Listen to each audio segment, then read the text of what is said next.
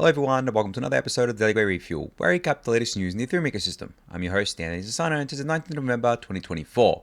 Alright everyone, let's get into it. So I'm back after Devcon7, and what a week it was in Bangkok there. Over 12,000 people attended the conference with 2,750 people participating in the hackathon, and wow, it was amazing, guys. Like, as I said on Twitter, you probably saw my tweets, there was so many people, the venue was so amazing, the organization was so good, the talks were killer, the vibes were off the charts, and I got to meet so many of you regular Daily Gwei listeners and got to speak to you and meet you in person, and it was just really great to see you all and to get your feedback on things and to have real discussions in real life about Ethereum. And as I said, the vibes were high. I know if you go on crypto Twitter, the vibes are always crappy, but in real life the vibes were amazing. I mean, I know the price went up a little bit from, I guess, like before DevCon to when DevCon started, but no one was really talking about the price. It was all about the tech. It was all about what was coming for Ethereum, what Ethereum has achieved, so on and so forth. It was just so bullish, honestly. Like,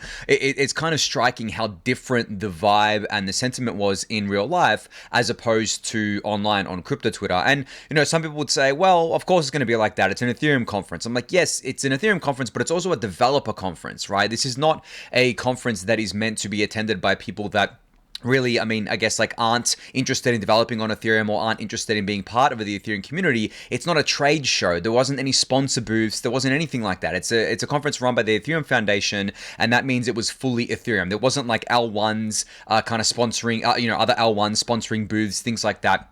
There was none of that stuff going on. So yeah, 12,000 people traveling to Bangkok, which is not close to people in Europe and the US, right? It was relatively close for me in Australia. Still a 9-hour flight, but hey, that's close for me in Australia. But people from Europe and the US traveled all the way there because they know that DevCon is the best event in crypto. I honestly think it is, especially this one. Like, I've spoken to so many people and they all said that it's the best crypto event they have ever attended. Not just Ethereum conference, but crypto event. And the hackathon was the second biggest hackathon that's ever taken place in the world. And not just within crypto, but within any industry, which is absolutely massive. So yeah, as you can tell, I had an amazing time there, extremely bullish on what's happening in Ethereum. There was so many talks, guys, and they're all up on YouTube. You should definitely go check them out and check out which ones that interest you, but there were so many, and a lot of it will probably be stuff that I've already covered on the refuel, but the people directly working on this stuff were the ones giving the talk, so you really got to kind of deep dive into exactly what's being worked on and what's coming. And there was a lot of talking about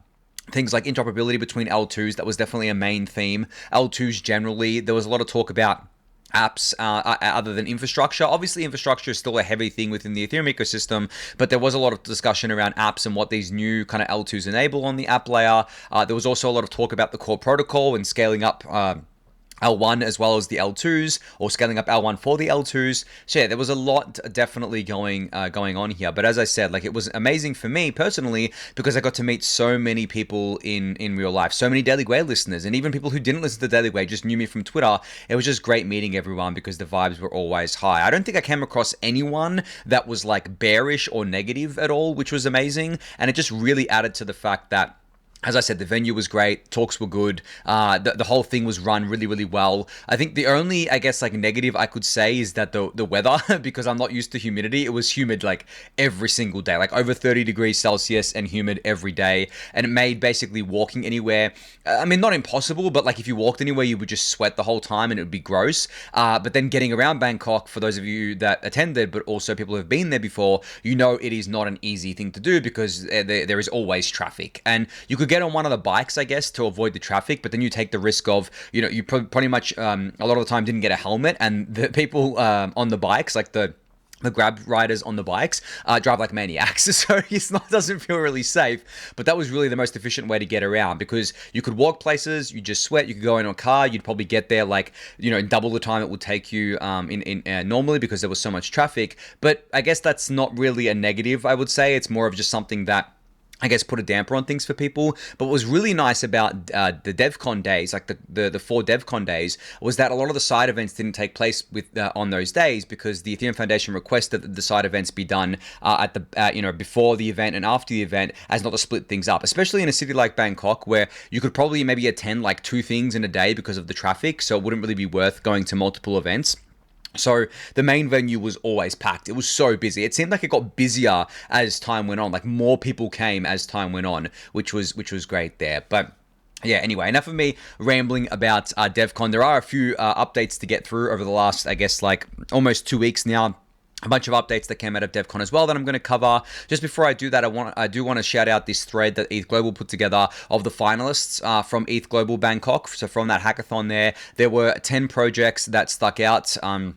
To the judges from the 713 projects that were built. You should definitely go check these out, because there's obviously like this narrative within crypto, and it's not just within Ethereum, but it's also within like broader crypto, that there aren't many apps, right? Like, where are all the apps? And I understand this because a lot of it has just been dominated by DeFi, and a lot of DeFi is growing, but it's like not growing very quickly, I guess you could say. It's growing like slow and steady. It's still growing, but it's like a slow and steady thing. And really the only, I guess, like app level kind of stuff going on right now is meme coins across the whole ecosystem. Obviously, a lot of that is happening on Solana, but that really is the main thing right now, outside of just regular DeFi growing nice and steadily. So I always go and I look at ETH Global and I look at their website and look at their hackathons to see what's coming down the pipeline on the app layer and what people are building here, especially now that we have, I mean, I would say at this point we have no excuse not to build better apps, considering that we have the scale there. The UX is improving all the time. We're going to have interoperability between the different L2s soon, and things just keep getting easier and easier. So really, I definitely want to see the focus shift back to apps, and apps that are broader than what we already have. Because honestly, if all crypto amounts to is being a casino, then we've failed, honestly. Like, that was one actual kind of theme that I talked to a lot of people about at DevCon, because obviously meme coins are so hot right now. Nothing wrong with them at all, and I understand that at the end of the day, these are permissionless networks. People are going to do what they want to do, but I'm in this industry for way more than that. I think that meme coins, casinos are part of an economy, but should not be the whole economy. Could you imagine in real life if the entire economy was just gambling? Right? Like, there was basically nothing else going on except gambling. That would be destructive as hell, because as we all know, most people lose when they gamble. Like, almost everyone loses when they gamble, especially over the longer time frames, when they essentially forget how much they've lost and then they win. They're like, oh my God, I won. And then they don't realize that they're like still net down. So they just keep going.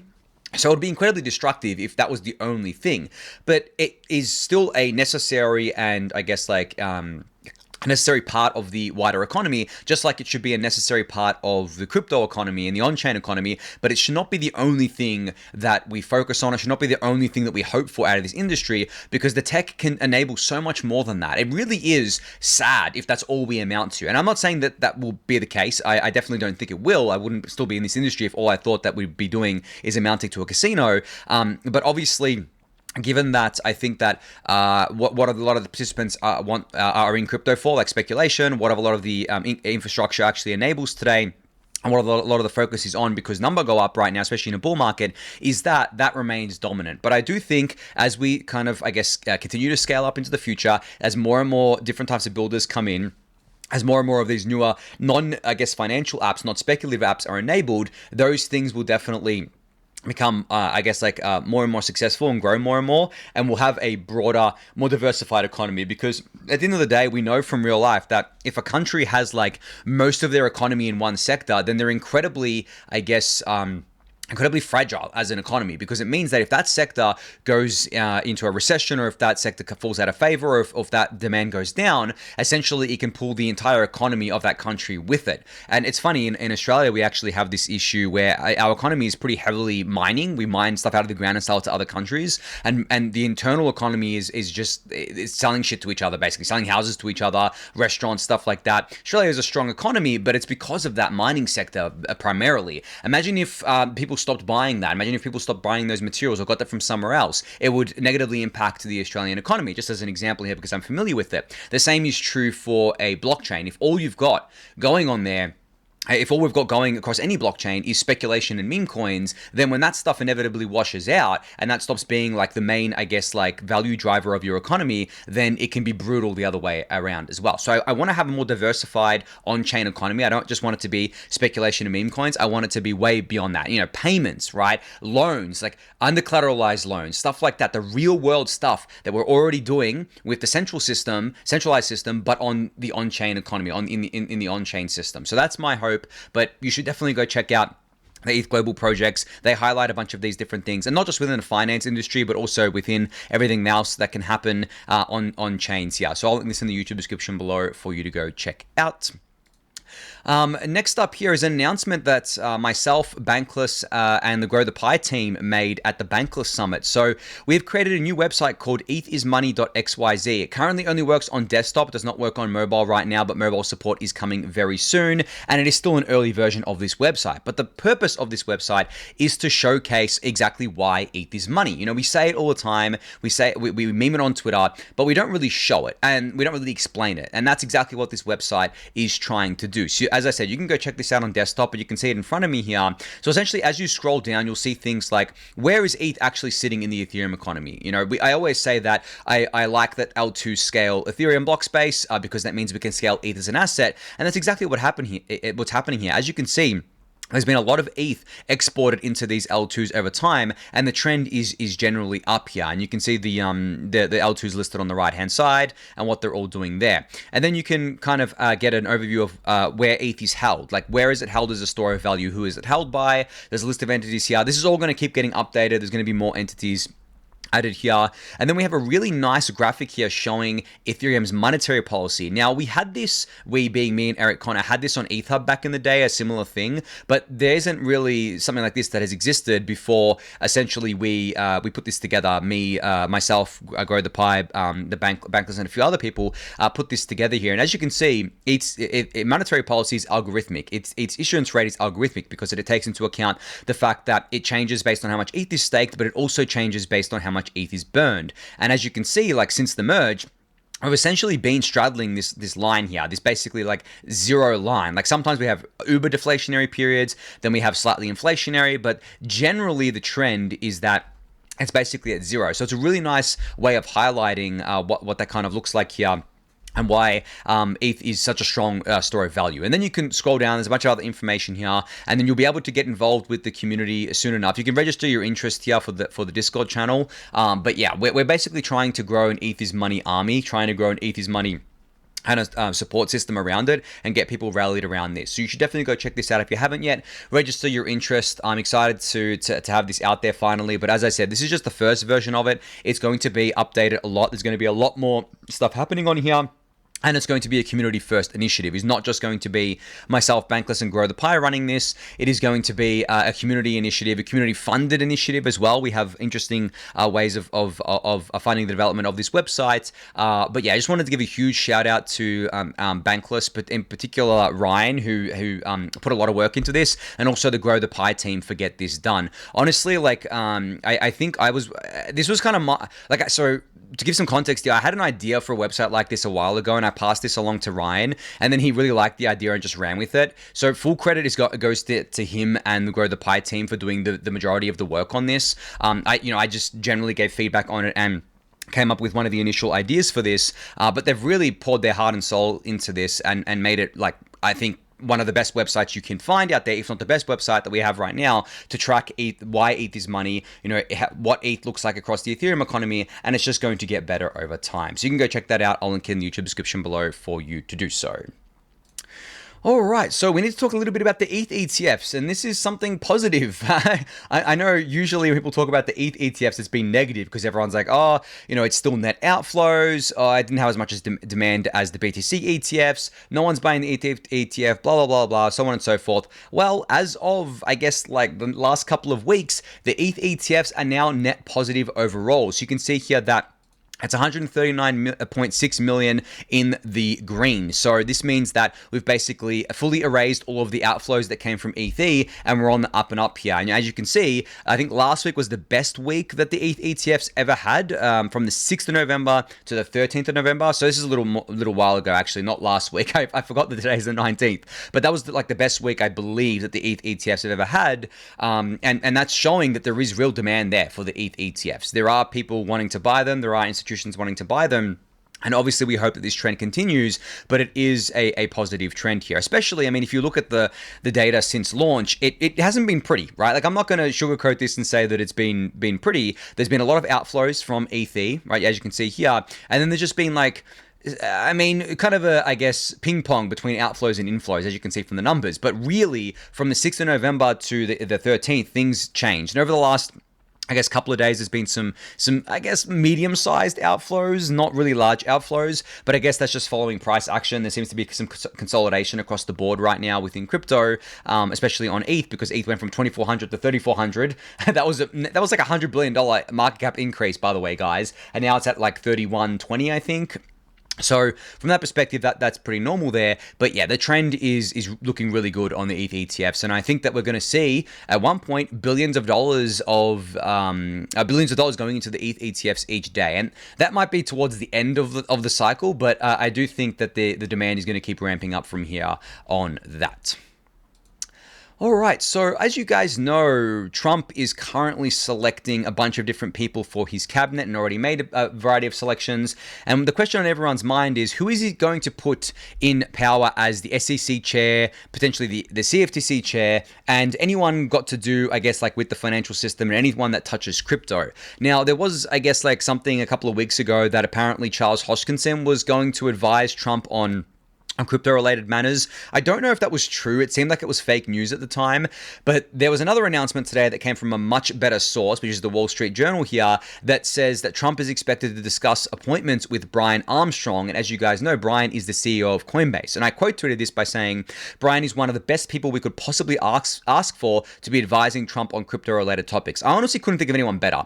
He has been around since 2012. He has founded and grown the biggest crypto-related company in the US. It is a public company. He is across everything, basically, that's happening within the crypto ecosystem, because not only is Coinbase a centralized exchange and has a lot of interactions with different parts of the ecosystem because of that, but they're also building their own L2 on Ethereum. They're making a huge push into on-chain. So Brian really has a great bird's eye view of everything. And on top of that, which I believe is even more important, Brian believes in crypto values. He is not just some grifter, not just some mercenary that came along and just came into this to make money. No, he's been around since the early days, because he really bought into the original vision of Bitcoin, and then later Ethereum and open blockchains generally. So I really hope that he gets the chance to advise Trump properly on what he should do with regards to crypto, and I really hope that Trump listens to him, because if Trump does listen to him and Brian does what I assume that he's going to do, which is give good feedback here and give good advice here, we could be in store for a very, very nice and healthy crypto ecosystem for the next couple of years, at least until the midterms, and potentially 4 years in this admin. If, I mean, I'm making assumptions here. If the Democrats do well at the midterms in 2 years, or if they win the next election, that's the kind of timelines we're working with right now. But this has long-lasting implications, especially if we see new laws passed, new regulations passed, and stuff like that, and make it easier to build within crypto, because as you guys know, traditionally it's been very hard. A lot of people didn't want to touch crypto, but that all 180'd once Trump won the election. But we also need to make sure that Trump isn't just saying things, and that people around him aren't just saying things when it comes to crypto, but they're actually doing things, and they're doing things that are actionable and provide value to the crypto ecosystem. This is what I want to see. I want to see people that I trust within crypto, like Brian, advising the Trump admin on what to do within crypto. I don't want to see people I don't trust, like Charles Hoskinson and others who I consider to be not really in crypto for the right reasons, I guess you could say, to be advising the Trump admin. I think that Brian is going to do a really great job here, and I can't wait to see what comes out of this. All right, so let's move on to some Ethereum core dev updates. So first off, I wanted to talk about blobs. So as you guys know by now, if you've been paying attention at all, blobs have been at their target since the start of November. So almost, I guess, 3 weeks now. And they have generated around $2 million of fees for Ethereum since then, which doesn't sound like a lot, but it's more than free. Remember when blobs were free and everyone was fudding it, saying that blobs are free, they're providing no value back to ETH? Well, that is not the case anymore. Blobs are not free anymore, and we're still like on day one of blobs, because we've only got 3 of them. We've got the target of 3, the max of 6, but effectively it's 3, and they're still generating fees for Ethereum, and that's showing that obviously their demand for rollups is going up.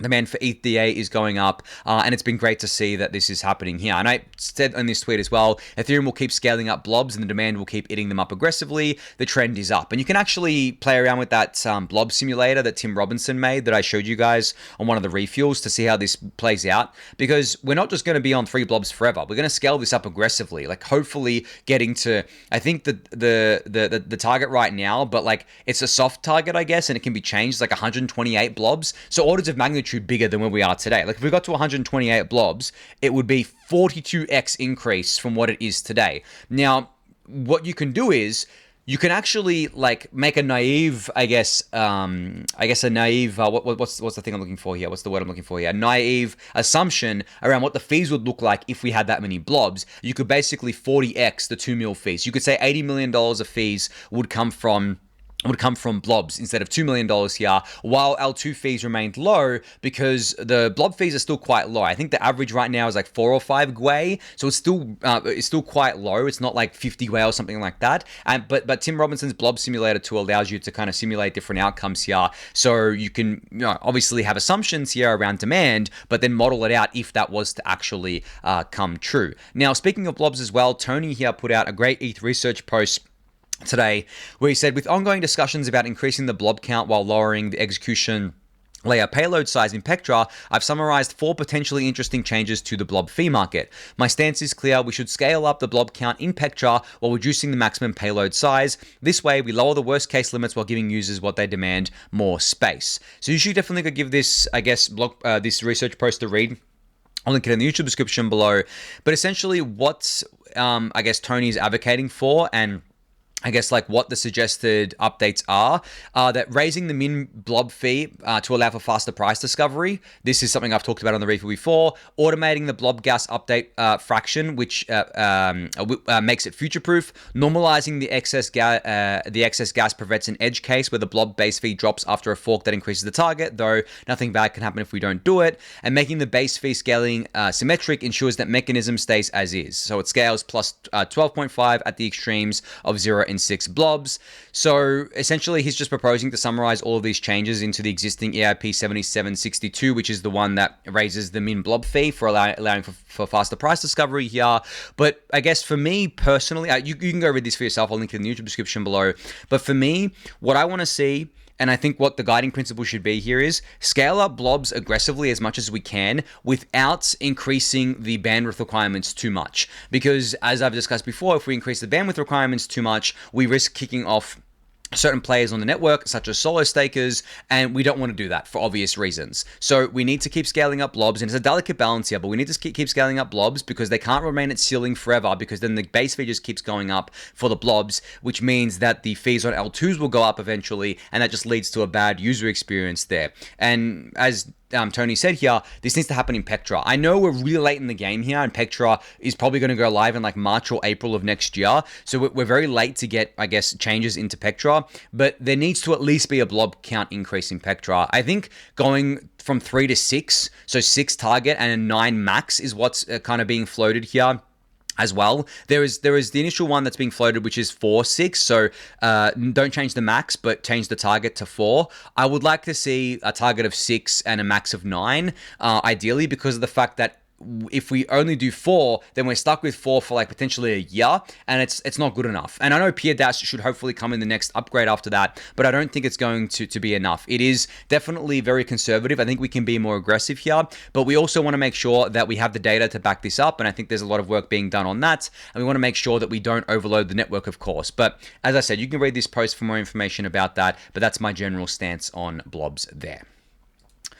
All right, so Justin Drake gave a talk about something called the Beam Chain at Devcon, and I'm sure you guys all saw the, I guess, differences of opinion on the Beam Chain on crypto Twitter. Now, I think Justin's biggest mistake was including a timeline slide in his presentation. For those of you who watched it, the timeline basically was a bit funny. It was basically like a 5-year timeline, and then essentially what happened was that everyone took that and like, oh my god, it's going to take Ethereum 5 years to ship anything, when in reality, what he was talking about was a consensus layer related thing, so it's not really a user-facing layer thing at all. And the consensus layer is the proof of stake layer, for those of you who don't know.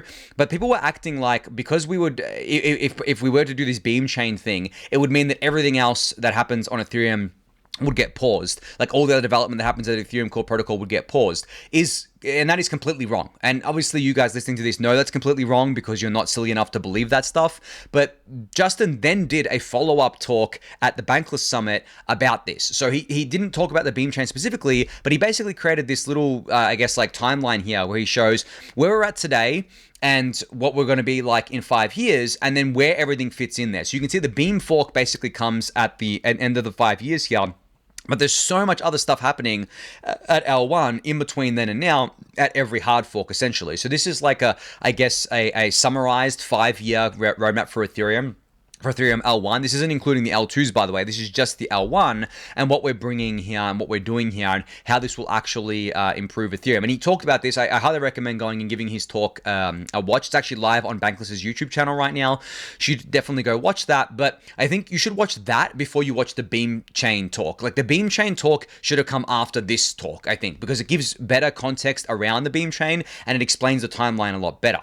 Now, in saying that, I do want to cover the beam chain thing, the beam chain proposal. And the thing is that it is just a proposal. I think people took this as something that is, I guess, like set in stone, something that's 100% going to happen. It is still just a proposal, but it is not a new proposal. What it is it's basically taking all the existing major consensus layer roadmap items, rolling them up into one fork called the beam chain, and essentially doing them all as, I guess, another separate project to what we're already doing at L1. And the point of this, the reason why you do it like this, is because Justin believes it would be a cleaner way to do it. He believes that there are a lot of things on there that couldn't actually be done without a beam chain like initiative, and also it works as a way to bring new core developers into Ethereum. Now, this is something that wasn't discussed, I think, by Justin himself. He did highlight some new core dev teams, but I think this is missed by a lot of people. As it exists today, we have over 10 core dev teams, but they've been around for a while, right? Geth has been around since day one. Nethermind's been around for a long time. Besu's been around for a while. The consensus layer clients have been around for almost 5 years now, pretty much, probably longer than that. And for new entrants, new core developers, new client teams, they will find it relatively hard to break into the existing consensus layer and execution layer, I guess, like development pipelines. They can still do it, but they might get disheartened by the fact that it's quite difficult now. It's not as easy as it once was. So maybe they want to work on something new. And I think this is part of Justin's proposal. It's like, okay, well, the existing client teams already have a lot on their plate when it comes to L1, as you can see from this timeline. So let's recruit new teams. Let's recruit new people to build out this beam chain thing so that we can get it done faster. We can get these upgrades done faster while in parallel still doing all the stuff we want to do on Ethereum L1, on Ethereum mainnet. And from that frame of reference, I actually consider this a really good proposal. I know that I talked to a lot of people at the not the Bankless Summit. I mean, at the Bankless Summit too, but I talked to a lot of people at Devcon about this, and I basically said that, maybe the beam chain just becomes a test net, and then we test things there, and then just like put those upgrades into Ethereum mainnet as they're ready. But I'm more, I guess, like leaning towards the fact that I really like the beam chain project. I really like the beam chain initiative because, as I said, it can be done in parallel to everything else. There's no need to interrupt the current flow of the Ethereum L1, I guess, like development process in order to put like beam chain related things in there. Because that means that more focus can be put on Ethereum L1 execution layer, like user-facing stuff, and all the consensus layer stuff, all the non-user layer-facing stuff, most of it can essentially be put into this beam chain, which just gets forked into the chain maybe it gets delivered faster than 5 years. Maybe it's like 3 years or 4 years. And during that whole period of time, as I said, all these other things get developed alongside it. So I'm coming around to that. I think that is a sound strategy, honestly, from a number of different vectors here. But if you want to get involved with this, you can, like the beam chain. You just have to email beam.chain@ethereum.org. And Justin did announce that a lot of people already reached out, and he has like, I think 5 new teams that want to build a beam chain client. That's insane. There's already 5 teams that want to build a beam chain client. What the hell? So there's a lot of interest in this, obviously. But I think that, as I said, Justin should not have shown the timeline on his original beam chain talk, and maybe he should have given this talk first before his Beam Chain talk, but I think he got overly excited about the Beam Chain, and I think he underestimated how far something like that would go outside of DevCon, because as I said, DevCon is a developer conference, but of course you start posting this stuff on Twitter, and the majority of Twitter are not developers, they're just regular people, and they see this 5-year timeline, they don't understand what the consensus layer is, and they start thinking, oh my god, is it going to be 5 years before Ethereum does anything again? So obviously like an easy FUD vector, it doesn't make any sense, but it's there. So I think that this talk, as I said, is recommended watching before the Beam Chain talk if you haven't even watched the Beam Chain talk yet. So that's on Bankless. The Beam Chain talk is on the Ethereum Foundation YouTube channel or on the Devcon website. You can go check those out there, but I highly recommend giving them a watch. All right, speaking of core development, there was an announcement that Tim Biko posted about on Twitter here where he said, the EF is running its first ever formal internship program next year. We'll have both software engineering and research internships across a range of teams. Applications are open now and close on December 9th, 2024. So if you have what it takes, or if you think you have what it takes to be part of the EF engineering and research teams, you should definitely apply to this. I remember they did this a while ago, but I don't think it was a formal internship. It was more of a loose one. It was kind of the first time they had done it, I believe. But this is more of a formal one where essentially if you're interested in any of these kind of things that are listed here on this blog post, such as working within Geth, working within the robust incentives group, working on account extraction, etc., you should apply to this. So I'll link this in the YouTube description below for you to go check out. But I think this is an awesome opportunity to work within the Ethereum core dev and research pipeline here. All right, another thing that I guess like forgot to mention before about DevCon, but I'm glad that I have this tweet to highlight it. There was a keynote, or I guess like an opening talk at the opening ceremony of DevCon given by Josh Stark, as well as AR and I should say, who is the executive director of the EF, and Vitalik, of course. But Josh's talk really stood out to me because I would say it's probably the best opening talk, or just like talk generally, that I've seen on the current state of Ethereum, as well as giving some context around where we've come from and what Ethereum is building for. Now, he summarized his talk in a Twitter thread here, but I highly recommend going and watching this one. It's again on the Ethereum Foundation YouTube channel or on the Devcon website. But one thing he really, one quote that he said during his talk really stuck out to me, and you should watch the talk because it contextualizes this really well. But what he said was, Ethereum hits hard problems first because it has gone the furthest. This is something that I've been talking to you guys about for a very long time now. And I remember I said recently that there was a tweet that I saw that someone tweeted out that said, other chains are just living in Ethereum's past. This is because Ethereum is the furthest ahead when it comes to basically anything related to blockchain technology. It is the furthest ahead in every single kind of research direction you can go down. It's the furthest ahead in accepting the fact that the modular design is the long-term sustainable design. It's the furthest ahead when it comes to things like MEV, and it has the longest term roadmap, and it is executing on that. It has been executing on that for going on almost 5 years now, right? So that quote from Josh just really stuck with me. The reason why Ethereum is always, attacked for certain things is because it is the one facing the hard problems first, because it has gone the furthest. Like, that just perfectly encapsulates what Ethereum is and why Ethereum, I think, gets so much, heat in the wider sphere, is because these other chains just haven't hit those issues yet. They haven't run into those problems yet, and they will. Like, I think people are kidding themselves if they think that these other chains won't run into those problems. They will. It's just that Ethereum is still the biggest ecosystem within crypto, and he's run into those problems first, and he's dealing with those problems and trying to deal with them in a decentralized way. Other ecosystems may just opt to deal with them in a centralized way, and actually have. There is evidence of them doing this already because it's easier. But Ethereum doesn't want to take the easy path. We want to take the right path. And unfortunately, or fortunately, whichever way you look at it, the right path is the hard path, but we do hard things. Ethereum goes hard. Josh put a post about this. Ethereum really is, I guess, like the one ecosystem, as I've said before to you guys, the only ecosystem I think that keeps me in crypto. If it wasn't for Ethereum, I don't think I'd be in crypto. Nothing else is doing what Ethereum is doing. And I think Josh's talk, his opening kind of ceremony talk, perfectly illustrated that, as well as that quote that I just mentioned there. So you should definitely go check that out. I'll link it in the YouTube description below for you to do so. All right, speaking of talks, you should check out. This is the Justin Drake one that I mentioned just before. It's live on Bankless. I'll actually have this linked in the YouTube description below for you to check out. I'm going to put this over here so that I remember to link it for you, just so it's easy for you to go watch there.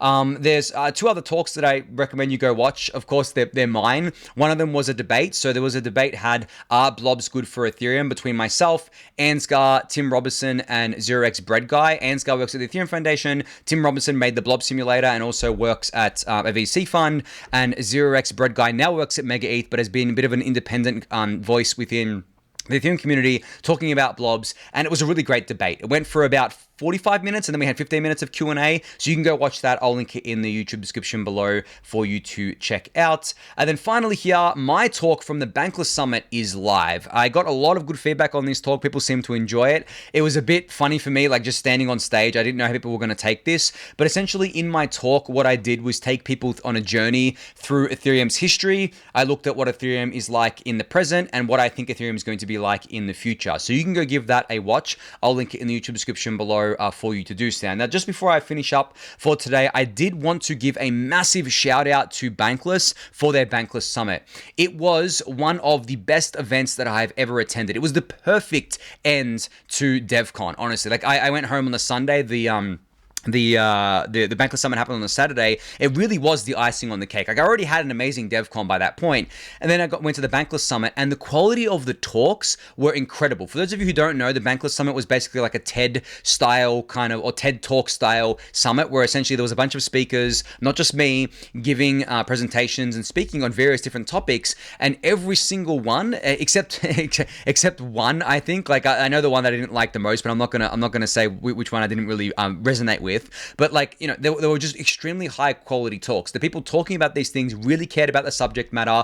It was really entertaining as well as being educational, and the vibes again were very high. There was there was people everywhere. We were talking about all these different things, talking about the talks, talking about different things within the Ethereum ecosystem, and it was just really great. So a massive kudos to Bankless for putting this on. I can't wait for the next one, honestly. This was so great, and I thank them for giving me the opportunity to essentially give my presentation here, because I don't actually get to do a lot of public speaking. Almost like all the I guess quote unquote public speaking that I do is behind a camera, like the Refuel, right? Or on going on Bankless, doing podcasts with them or other podcasts. It's like 99% in front of a camera, where there may be like 5,000 people that listen to the Refuel, but it's not 5,000 people looking at me in a crowd. So it's a different experience, right? And on the Refuel, obviously I'm at home recording. I'm much more comfortable in this space. So it got me out of my comfort zone and allowed me to flex some of my public speaking skills a bit more. And people said that I was fine. I mean, I was a bit nervous going into it, being like, oh, I don't know how I'm going to go. But it was like I guess a live Daily Gwei anyway for people. But yeah, if you want to watch that, you can go check that out. I'll link it in the YouTube description below for you to do so there. Now, actually, before I finish off today's episode, I did want to discuss a little bit more about vibes generally, not just vibes at DevCon or vibes online, but vibes generally. What really like amazes me is that like I spend most of my time online in this industry. I only go to one major Ethereum conference a year. This year it was DevCon. I've been to some smaller events, but that was the major one I go to. And going forward, I'm probably not going to go to any conferences except DevConnect and DevCon, to be honest, because I know they're going to be Ethereum focused. The other ones, they're just trade shows at this point. There's too many sponsors. It doesn't really feel like an Ethereum conference anymore. It feels like a crypto conference, and I'm not interested in those personally. It's just not where I want to be. Yeah, okay, maybe I'll see people there that I see at DevCon and stuff, but like I'd rather just see people at that one place, in a place where I know is going to be high quality, rather than traveling halfway across the world or the other side of the world just to go to a conference that I know is not going to be the greatest, right? But in saying that, as I said, the vibes at DevCon were incredible. The vibes online are not. Now, when you have such a stark disconnect and stark difference between like the online world and reality, you start to question certain things. And I've been questioning this for a while, and I've been saying for a while in the Daily Gwei Discord and to people in real life, and even to my friends that aren't in crypto, but just generally, that like humans aren't made for the online world. We're not made for social media. Social media, it has its purpose and serves a role, but sitting online all the time, interacting people only through like text, interacting on Discord, on Telegram, on Twitter, all that, like it's a completely different experience to real life, person to person communication. And as humans, we do not evolve to do online communication, right? We evolved to communicate with each other face to face. That's why we have different facial expressions and facial cues, and that's why we have different things that our body does to, like, signal to people whether we're interested in what they're talking about or not, and different, all these different social things in real life, right? And that's why in real life you're a lot more, like, reserved, because you know that there are consequences for saying stupid stuff. Like, for example, if even like half of the stuff that gets said on crypto Twitter was said directly to the person in real life, there's a high risk that that person would get punched in the face, right? So there is a stark difference between these two worlds. Now, I'm not saying that I don't think the online world and social media serves its purpose. It does. But the fact that there's such a stark difference between, crypto Twitter and I guess Devcon really stuck out to me, because it was funny. I'd be at Devcon all day. I wouldn't really be checking my phone because I'd be so busy talking to people, and I'd be so happy. Like, the whole time, the vibes were so high. It was amazing. I wasn't checking anything online. I wasn't checking any prices or anything, right? And it was great. I felt like I was getting intellectually stimulated from all the discussions I was having. My mood was good, and I didn't feel like my brain was turning to mush. Then I get back to my hotel room and decide, I'll just go on. I'll go on Twitter for a bit. I'll check some Discord channels for a bit. And then all that happiness and all those good vibes just turn into bad vibes. The first tweets that I see is someone fudding ETH or fudding Ethereum, saying ETH's a shitcoin, so on and so forth. People coping over everything. And I just see that and I'm like, how is there such a difference here? Like, how is there such a stark difference? And I really think it's because when you're online and when all you're doing is doom scrolling, it just feeds on itself, right? Like, it's like the opposite of the good vibes that I had at Devcon, where the good vibes are feeding on itself, and talking person to person is much healthier, and your brain registers that as being much healthier than talking online to people. I just look like a much different experience there.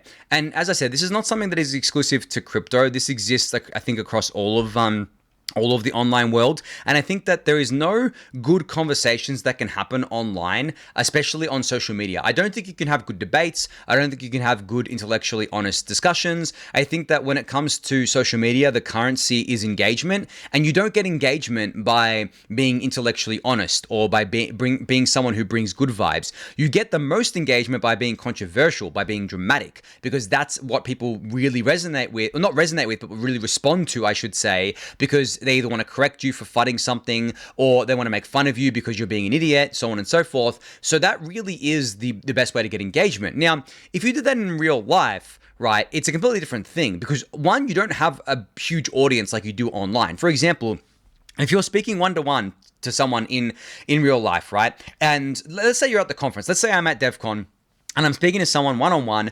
Yes, there's thousands of people around me, but I'm speaking one-on-one to this person. Now, let's say I wanted to make fun of that person. I could make fun of them to their face, right? They'll punch me in the face probably for doing that. Or I could yell and make sure as many people around me could hear me making fun of this person to their face. And those people around me would not really respond to that. They'd think I'm crazy, or like, what's going on with that guy? That's weird. Or what's this guy saying? And they'd probably tell me to shut up, basically. But online, on social media, that's exactly what's happening. When I'm replying to someone, or when someone replies to someone, not even just with an insult, but just generally, there are thousands, tens of thousands, hundreds of thousands of people that see that and can read that. There's no need for anyone to yell. You don't have to like get a megaphone. You don't have to get into people's ears, through like a podcast or anything like that. It's there. The people can see that. So as I said, like, imagine doing that in real life versus online. Online, it's accepted. On social media, it's accepted. It's just like the norm. But in real life, you, as I say, potentially going to get punched in the face for doing that. You're going to get told to shut up. Everyone around you is going to think you're weird. But online, it's totally normal. So that's just one example of how the two worlds differ so much. And again, why I tell a lot of you guys, especially those of you who are very susceptible to this because you're just sitting there all day doom scrolling, to take breaks from this stuff, or to like not consume too much of it, because it is not healthy, it's not reflective of reality, and it's just going to make you feel worse. You spiral essentially. And for anyone who hasn't been to Ethereum conferences before, especially stuff like Devcon and DevConnect, go to these things. They will give you a completely different perspective on this industry, completely different perspective on what's happening in the industry. Because as I said, there were no bad vibes at DevCon. There were no bad vibes at any of the side events I went to. There were no bad vibes anywhere. It was actually amazing. It was refreshing, and it really re-energized me being amongst all of that and realizing, I mean, I already knew this, but like, your brain plays tricks on you when you're exposed to something so much. It tends to believe something even if it's not true. But I already knew this. Like, I knew that obviously Ethereum isn't dead. as an ecosystem. I know that Ethereum is thriving as an ecosystem. I know that Ethereum is doing so much across so many different things, but actually being there in the flesh, talking to real people in real life, seeing it all happening, being amongst the good vibes, re-energizing myself with it all, really just reaffirmed my belief and bullishness around Ethereum, and really brought to the forefront that I personally needed to be taking more breaks from social media because it is not healthy. It is not something that actually does anything good for me personally, and I'll be a better, I guess, like educator of Ethereum, I think, and a better bull for Ethereum if I was to actually limit my social media time generally. Now, it's hard to do, obviously, for someone like me who needs to be on top of things in order to do my show. But yeah, I just, for you guys, I just wanted to give that kind of piece of advice as well. It's not healthy, guys. It's not reality. Reality. The narrative is the narrative, as I always say. And I really do think that almost everything you see on social media is complete narrative. It doesn't match up with the reality, not just within crypto, but outside of it as well. So it's probably best to keep that in mind and try to remind yourself of that. But really, the best thing you can do is just to limit your time on social media. That is, I think, the best thing you can do. And every single person that I've ever spoken to that has done that has not said that they regret doing it. No one says that they felt worse being off social media. Now, that tells you everything you need to know about how bad it is for your mental health for you to just be constantly doom scrolling. And I'm talking every single person, like whether they're in crypto or outside of crypto, every time that they've taken breaks from it, their mind's clear, they feel a lot happier, their mood's up. So that's all the evidence that you need, I think. But anyway, I think on that note, that's going to be it for today. So thank everyone for listening and watching. Be sure to subscribe to the channel if you haven't yet. Give it a thumbs up, subscribe to the newsletter, join the Discord channel, and I'll catch you all next time. Thanks, everyone.